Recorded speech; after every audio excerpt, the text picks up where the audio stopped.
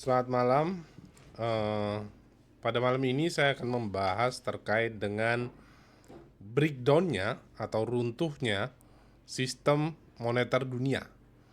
Sebenarnya pembicaraan ini sebelumnya saya mengumpulkan beberapa pandangan dari para ahli terkait dengan kondisi saat ini, di mana kalau kita lihat emas sudah akan menyentuh 3 juta rupiah per gramnya, dan nilai kurs mata uang itu mulai runtuh, baik rupiah, baik dolar, dan mata uang lainnya sebenarnya. Jika perbandingannya adalah nilai mata uang tersebut terhadap 1 gram emas.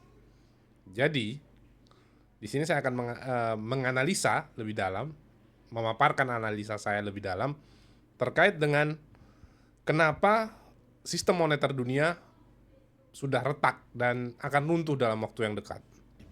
Oke.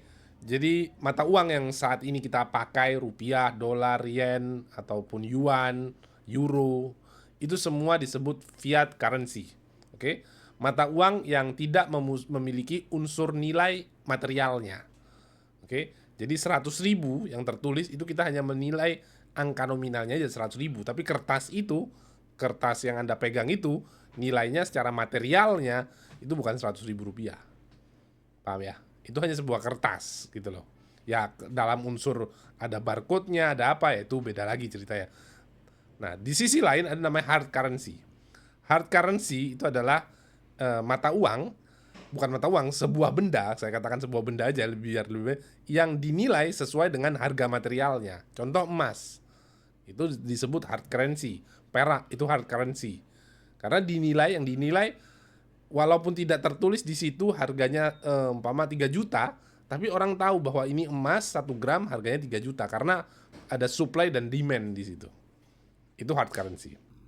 Nah, saat ini yang terjadi di ekonomi dunia, di sistem ekonomi moneter ekonomi dunia, seolah-olah mulai kembali kepada gold standard.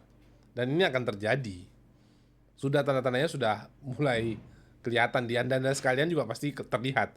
Dimana ketika Anda datang ke Antam untuk beli butik emas, ya emas Antam, Anda butik emas, tiba-tiba kosong emas Antam itu.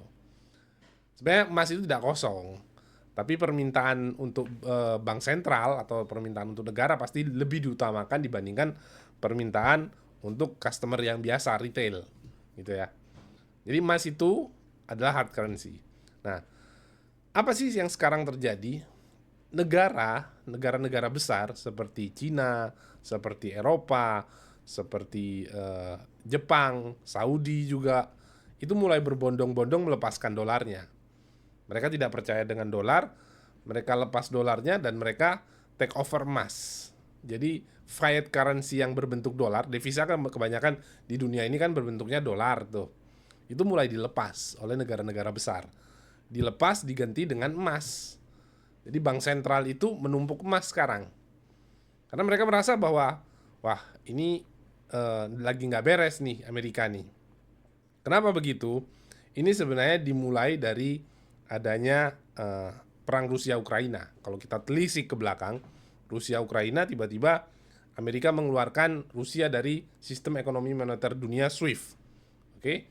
Dan banyak aset-aset Rusia yang ada di Amerika, di Eropa itu dibekukan yang dalam bentuk mata uang dolar. Itu dibukukan semua.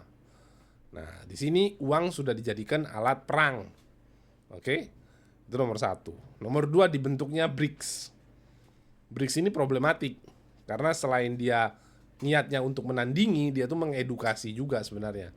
Bahwa sebenarnya kalau Anda terlalu megang dolar juga, ya ya Anda bisa go out juga gitu loh. Anda bisa dimanipulasi juga oleh Amerika.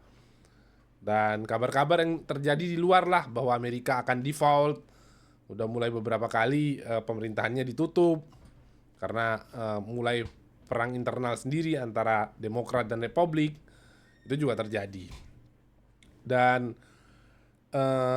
dengan posisi Amerika saat ini mengenakan tarif di mana-mana, di negara China, di Indonesia juga kena, Singapura dan negara-negara banyak lainnya, Mereka merasa bahwa wah susah nih kalau berhadapan dengan Amerika yang seperti ini, yang udah open pasarnya. Padahal dengan kita itu menggunakan mata uang dolar Amerika, sebenarnya tujuannya adalah uang kita serap, tapi pasar buka dong. Kalau uang kita serap ternyata pasar close atau tutup, ngapain gitu loh. Lebih baik saya megang emas. Jadi kepercayaan terhadap dolar Amerika itu runtuh saat ini. Dan ini memang benar, capital wars itu sudah terjadi saat ini. Orang-orang yang ekonom itu udah melihat bahwa mau tidak mau US dollar debt, oke, mata uang dolar ini sendiri yang sebenarnya harusnya dapat untuk menukarkan sekian gram emas itu makin turun. Kapabilitas dolar untuk ditukarkan emas itu makin menurun, merosot gitu loh. Dibandingkan saya megang dolar, ya saya megang emasnya aja. Saat ini seperti itu. Dan cadangan devisa dunia yang awalnya nomor 1 dolar sekarang mulai bergeser. Nomor 2 kan emas nih. Ini mau salip-salipan. Biasanya kalau kita lihat kembali dasar seseorang untuk memberi hutang kepada sebuah pihak itu didasari oleh kepercayaan dirinya terhadap pihak yang akan diberi hutang tersebut. Ketika pihak yang diberi hutang itu memiliki kapabilitas, memiliki kemampuan untuk membayar hutang kembali, tentunya pihak-pihak yang memberi hutang tidak segan untuk memberikan. Tapi ketika terjadi konflik geopolitik, oke, terus terjadi lagi konflik ekonomi seperti sekarang tarif, dan semakin kaburnya kondisi negara tersebut, posisi mata uang negara tersebut, tentunya orang mulai berpikir untuk memberi hutang. Dan memang kondisinya saat ini adalah Amerika, nilai mata uang dolar itu terjerumus jauh. Tapi ini bukan hanya dolar saja, semua mata uang terjerumus jauh jika dibandingkan dengan kenaikan nilai emas. Gitu. Dan sebenarnya dari dua sisi kalau kita lihat, Amerika tetap menang walaupun nilai mata uang dolarnya amburadul seperti saat ini. Kenapa? Karena cadangan emas yang dimiliki bank sentral dunia terbesar saat ini masih dipegang oleh Amerika. Dan Amerika sudah berapa puluh tahun tidak lagi melaporkan cadangan emas yang dimilikinya. Tapi Amerika sudah siap untuk hal ini. Dari awal mereka sudah siap. Walaupun di luar sana dia membeli obligasi, menjual obligasinya, dia juga tidak akan menukarkan obligasi tersebut dengan emas. Dia akan tetap membayarnya dengan dolar. Jadi mau depresiasi dolar sebesar apapun pun, dia tetap kanan kiri menang. Ya ini jahatnya. Tapi bukan saya katakan ya ini sistem yang kita terpengaruh di dalamnya. Kita lalai terhadapnya. Karena kita kadang-kadang kan terlalu milih untuk menyimpan uang di bank, melainkan menyimpan emas di dalam brankas. Tapi sudah terjadi, mau diapakan lagi. Oke, selanjutnya adalah saya akan membongkar satu sisi ini, bagaimana Amerika itu sangat pintar dalam percaturan ekonomi dunia. Jadi seperti yang kita ketahui, Amerika itu memiliki hutang yang besar, hutang luar negeri yang sangat besar. Dan untuk melunasi hutang tersebut tentunya harus dibayar dengan harga yang besar, dengan mencetak uang mungkin ya. Kalau umpama mencetak uang, ya mencetak uang, dan akan terjadi inflasi besar-besaran di dalam negerinya.